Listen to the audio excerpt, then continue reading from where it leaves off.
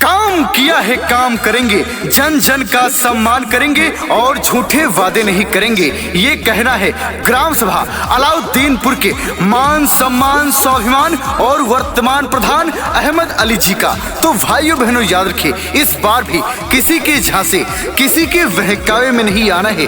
Gram सभा अलाउद्दीनपुर से अपना प्रधान सिर्फ और सिर्फ अहमद अली को बनाना है और विकास की रफ्तार को आगे लेकर के जाना है।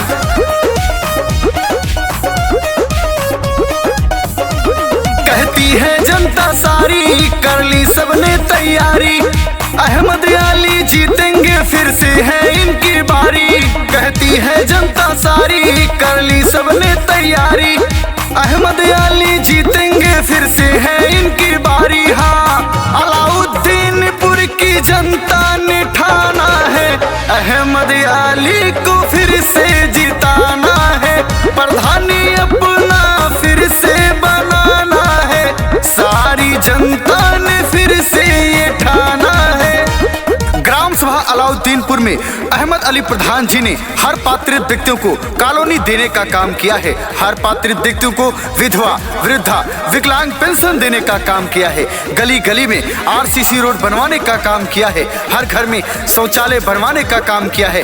ऐसी तमाम सरकारी सुविधा है जो सारी जनता तक पहुंचाने का काम किया है और ऐसी तमाम सरकारी सुविधा है जो आने वाले कार्यकाल में लाने वाले हैं। तो भाइयों बहनों याद रखिए, किसी के झांसे किसी के बहकावे में नहीं आना है। अलाउद्दीनपुर से सिर्फ और सिर्फ अहमद अली को एक बार फिर से अपना प्रधान बनाना है।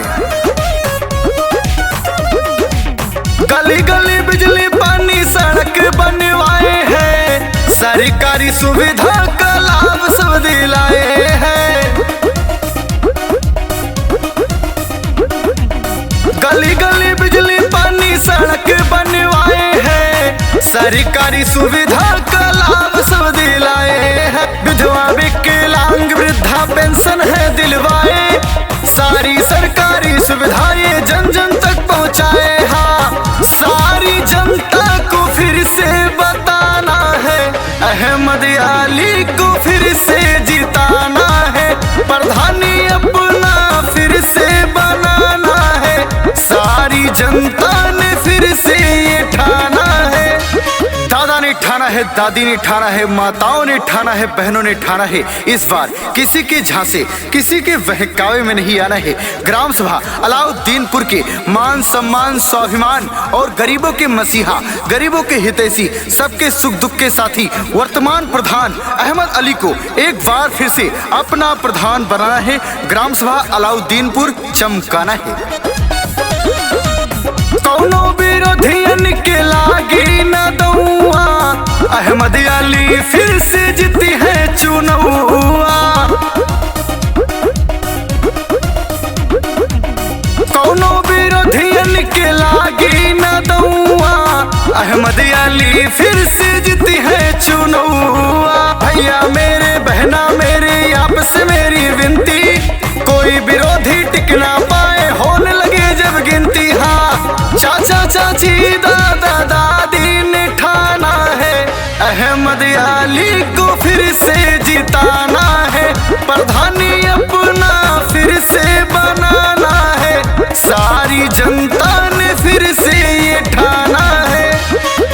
तो भाइयों बहनों याद रखें, अगर विकास की रफ्तार को आगे लेकर के जाना है तो किसी के झांसे किसी के बहकावे में नहीं आना है। अपना प्रधान सिर्फ और सिर्फ अहमद अली को बनाना है। ग्राम सभा अलाउद्दीनपुर को सुंदर स्वच्छ और पूरे जिले में नंबर 1 पे लेके आना है। तो सिर्फ और सिर्फ अहमद अली को एक बार फिर से अपना प्रधान बनाना है।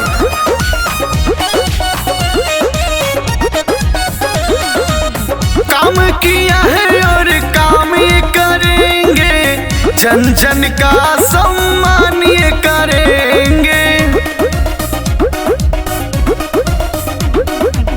काम किया है और काम ये करेंगे, जन जन का सम्मान ये करेंगे। काका काकी दादा दादी सबने मिलके ठाना, अहमद अली को ही है फिर से जिताना। हाँ, अंकित तिवारी का ये सबसे बताना है, अहमद अली को फिर से जिताना है। प्रधान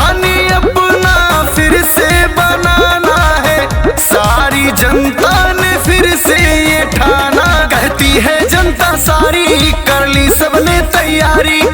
अहमद अली जीतेंगे फिर से है इनकी बारी। कहती है जनता सारी कर ली सबने तैयारी। अहमद अली जीतेंगे फिर से है इनकी बारी। हाँ, अलाउद्दीनपुर की जनता ने ठाना है अहमद अली को फिर से जिताना